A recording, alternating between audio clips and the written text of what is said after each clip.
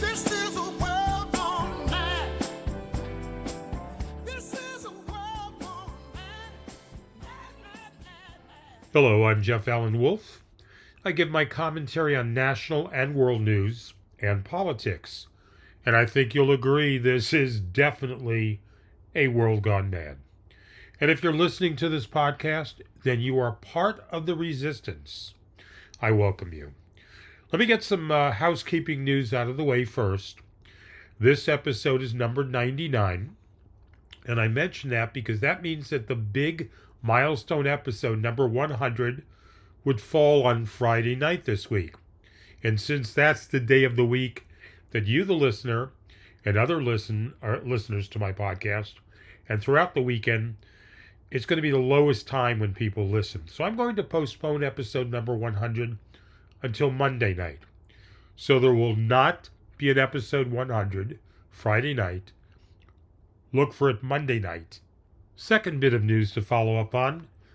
The episode before this one, number 98, for those of you that did listen to it, I requested your support with my new email that I provided you, and I'll be very upfront with you. I basically got crickets, and I'm very disappointed. Out of the 600 listeners to my podcast, only 7 of you emailed me at the new email. So I'm going to give you the new email again. resistdonaldnow@gmail.com. RESIST DonaldNow@gmail.com. Please use it. Tell me that you still support this podcast against Donald Trump and his MAGA supporters. More news. I started working on the new website that I told you about to get away from Facebook. To those of you that did email me, you will receive that information, and the other people who supplied me with their emails will also receive this information when the website is ready. And thank you again to the handful of you that actually used the new email and showed your support by saying hello. Okay, let's talk about the madness in the news today. Trump jokes that he'd like to be the next pope. Unless I completely don't know about anything, good luck, Donald. U.S. President Donald Trump on Tuesday joked that he would like to succeed Pope Francis, who died last week at the age of 88. Trump asked about whom he'd like to see become the next Catholic pontiff, told reporters, "I'd like to be Pope. That would be my number one choice." Trump noted he actually had no preference, adding, "I must say we have a cardinal that happens to be of a place called New York, who's very good, so we'll see what happens." Even supposedly joking, Trump still shows his true colors as someone obsessed with the idea that he controls everything and can do anything he wants. But of course he can, because very few people are trying to stop him. Speaking of which, the Cardinals failed to elect a new pope on the first day of the conclave. So this means they will return to the Sistine Chapel Thursday, when there will be as many as 4 votes to choose a successor to Pope Francis. It's very rare and has been centuries since a pope was elected on the first day, so no big surprise. All right, what does it take to get elected? There are 133 voting cardinals who are all sequestered inside the Vatican during the conclave. Any one of them needs 2/3 of the vote to become the next pope. They'll keep voting until a new Catholic leader is chosen. Now we keep our eyes on the chimney, meaning at the end of each voting session, the cardinals burn the ballots. Black smoke means the cardinals haven't reached a consensus. White smoke means there's a new pope. There's no consensus right now yet on any one cardinal who will become pope. Now, there is a side who wants to keep what Pope Francis did, which was totally breaking from the norm over the years in the Catholic Church. The other side wants to go back to the normal way of doing things for centuries. Kind of sounds like Congress, right? Pakistan vows to respond after India launches strikes in the wake of the Kashmir massacre. Now, this is a major escalation. India and Pakistan are on the brink of a wider conflict after India launched strikes in both Pakistan and Pakistan-administered Kashmir. India said it targeted terrorist infrastructure in the wake of a tourist massacre in India-controlled Kashmir last month. They are deadly attacks. Pakistan's military said 31 people were killed in India's attacks, according to a senior Indian defense source. Now, shelling by Pakistan killed at least 12 people on the Indian side of the de facto border that divides Kashmir. Pakistan pledges retaliation. Defense Minister Khawaja Asif said Pakistan will only hit military targets in India. Earlier, Prime Minister Shehbaz Sharif claimed Pakistan destroyed Indian fighter jets in an hour-long air battle. Now, about the Kashmir dispute, Hindu-majority India and Muslim-majority Pakistan each control parts of Kashmir, but claim it in full. And they fought 3 wars over this territory. So besides Israel and Gaza being overly aggressive and concentrating on war instead of a peacekeeping deal, we now have India and Pakistan, a super powder keg that could go bad very quickly. This is an hour-by-hour situation, and I'm sure some of you and others are hoping for a calming down of this potential nightmare. Apple looks to add AI search to Safari in potential blow for Google. Now, Apple is actively looking at reshaping the Safari web browser on its devices to focus on AI-powered search engines, Bloomberg News reported on Wednesday. A move that could chip away at Google's dominance in the lucrative search market. Apple executive Eddie Q testified in the U.S. Justice Department's antitrust case against Alphabet, saying searches on Safari fell for the first time last month, which he attributed to users increasingly turning to AI, according to the report. Now, Google is the default search engine on Apple's browsers, a coveted position for which it pays Apple roughly $20 billion annually, or about 36% of its search advertising revenue generated through the Safari browser, analysts have estimated. Losing that position could heap pressure on Google, just as it faces fierce competition from AI startups such as OpenAI and Perplexity. Now, Apple has already struck a deal with OpenAI to offer ChatGPT as an option in Siri, while Google is trying to secure an agreement by mid-year to embed its Gemini AI technology in Apple's latest devices. Alphabet shares fell 6%, while Apple was down about 2%. Both companies and the DOJ did not respond to Reuters' request for comment. Eddie Q from Apple said he believes AI search providers, including OpenAI and Perplexity AI, will eventually replace standard search engines such as Google, and that Apple will add those players as options in Safari in the future, according to the report. We will add them to the list. They probably won't be the default, Bloomberg News cited Q as saying.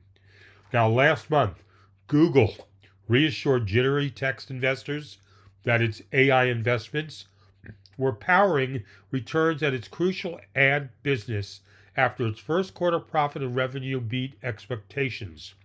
The loss of exclusivity at Apple should have very severe consequences for Google, even if there are no further measures, D.A. Davidson, analyst Gil Luria said. Many advertisers have all of their search advertising with Google because it is practically a monopoly with almost 90% share. If there were other viable alternatives for search, many advertisers could move much of their ad budgets away from Google to these other revenues. Trump's Oval Office meeting with Canada's Carney didn't reach Zelensky-level tension, but it wasn't all that friendly. It wasn't the most contentious meeting the Oval Office has ever seen, nor was it the warmest. Instead, the highly anticipated meeting Tuesday between President Donald Trump and his new Canadian counterpart, Mike Carney, fell somewhere in the middle, neither openly hostile nor outwardly chummy. evincing very little neighborliness, at least the type used on neighbors one likes.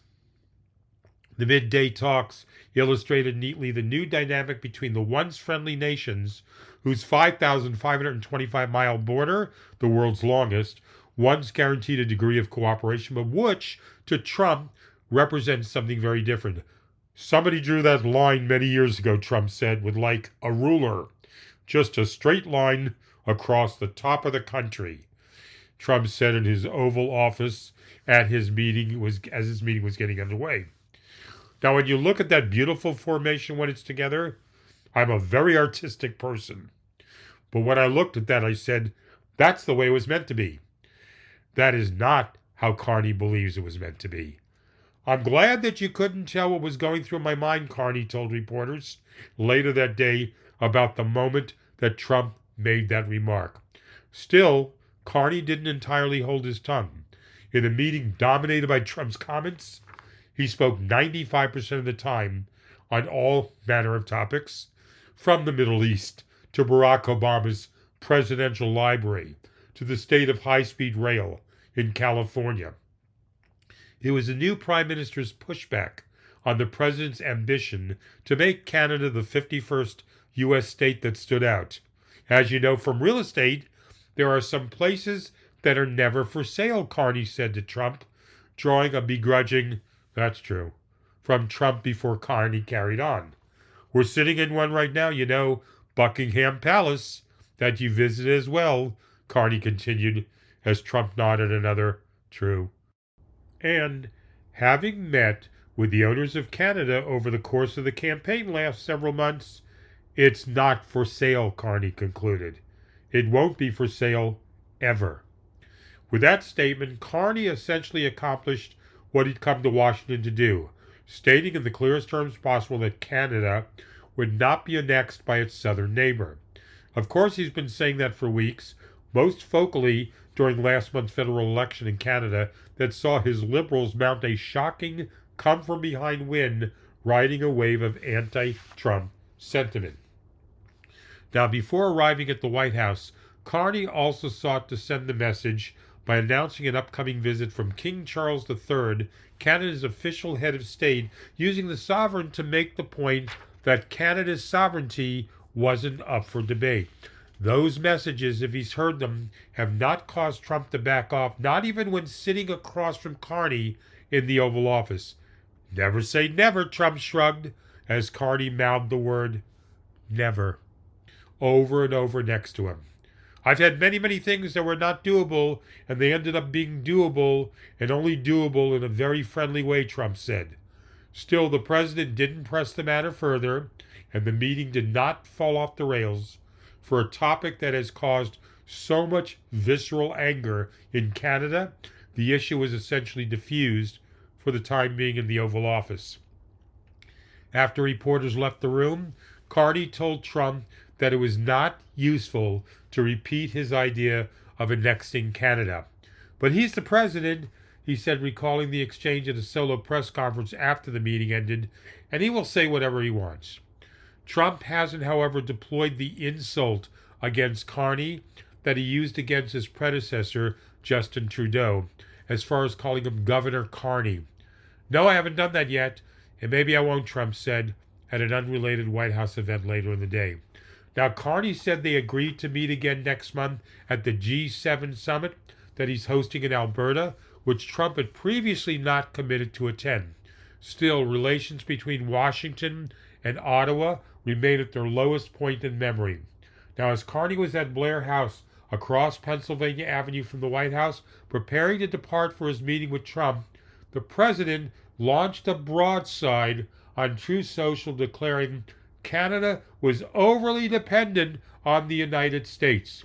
We don't need anything they have other than their friendship, which hopefully we will always maintain, Trump wrote. They, on the other hand, need everything from us. By the time Carney arrived, however, Trump seemed uninterested in having a public fight. We have some tough points to go over, and that'll be fine, Trump said, after praising Carney for one of the greatest comebacks in the history of politics. The meeting ended somewhat abruptly, with Trump declaring the U.S. did not need Canadian cars or steel, and that there was nothing Carney could say or do that would cause him to lift the tariffs. Just the way it is, Trump said.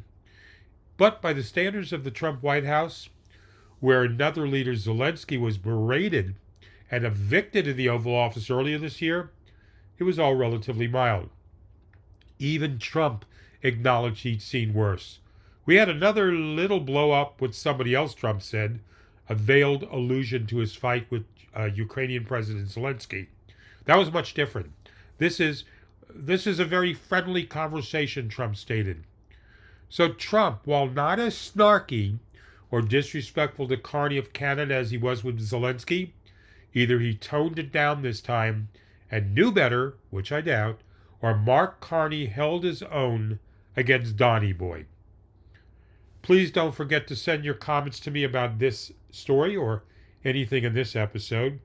Use the new email I created because of the problems I'm having with Facebook and social media blocking me. It's resistdonaldnow@gmail.com. Resistdonaldnow@gmail. Hopefully I'll hear from more of you than I did the last episode, which was 3 people total. And finally, stepping away from the negative stories, the things we can't control, I'll share this uplifting story with you. This is from the Good News Network, used with their permission. An Ohio music conductor dealing with Parkinson's disease was fitted with a pacemaker for the brain. That's right, allowing him to control his tremors and lead his orchestra once again. Now, Rand Laycock was diagnosed with Parkinson's just before his 60th birthday, after going to his doctor with a twitch in his thumb. Rand's symptoms progressed over the years. He started to experience a tremor in his right hand, which became noticeable if he had a looming deadline with his 100-piece orchestra. Unable to control his shaking with medications alone, Rand learned about deep brain stimulation called DBS at the Cleveland Clinic. Underwent surgery last year to insert the stimulation leads and battery, and now his tremor has nearly disappeared. My tremor is almost all gone, except if I experience extreme anxiety or stress, the conductor said in a media release, and my dyskinesia is pretty well under control. When I was diagnosed 11 years ago, my doctor at that time told me this wasn't a death sentence and there would be advancements over the next few years to help with my treatment. And here I am today with adaptive deep brain stimulation, something we didn't even know about at the time, said Rand of Olmsted Falls, Ohio. Now, I knew the thought of brain surgery can be intimidating, but it's a life-changing procedure that allows you to become your own self again. Dr. Michael Gostkowski, DO, a neurologist at Cleveland Clinic, explained that DBS involves implanting a device to deliver electrical currents to specific parts of the brain that control movement, which helps to modulate the abnormal brain signals caused by Parkinson's. He first underwent operations to insert the stimulation leads and implant the stimulator battery before having the device activated by programmer Erica Hennix. She explained when it comes to programming the device, we try different settings at first. We then adjust those during follow-up visits as we learn more about how his symptoms are being controlled. Now, Rand saw success with DBS for nearly a year, and then he learned about a new advancement called adaptive deep brain stimulation, ADBS. Although not everyone with DBS needs this adaptive technology, Rand was a good candidate for it because his symptoms fluctuated throughout the day. Since his overall experience with DBS had been positive, Rand was eager to try the new adaptive technology. It sounded like it would make my life simpler, not having to worry about adjusting my device settings and medications as frequently. Erica confirmed the fine-tuning with ADBS would reduce the risk of him experiencing tremors if his medication were to wear off in the middle of a concert or performance. In March, Rand started using ADBS, and now his tremor is almost gone, and he looks forward to his 47th year of conducting. My symptoms are minimal, compared to the way they were, and a lot of that is due to the adaptive deep brain stimulation. Once again, modern science and its advancement helps people with their problems. I'll be back again Monday. Remember, I'm not going to be doing a podcast episode this Friday night because of my 100th episode. I will move that episode, number 100, to Monday because of number 100. That's a milestone, 100. Majority of podcasts don't reach that number. Everyone have a great rest of your week. This is A World Gone Mad. I'm Jeff Allen Wolf. Without your comments, your feedback, your engagement, people, I'm sitting in a room talking to myself. Please send me your comments. I hate talking to myself. Stay hopeful.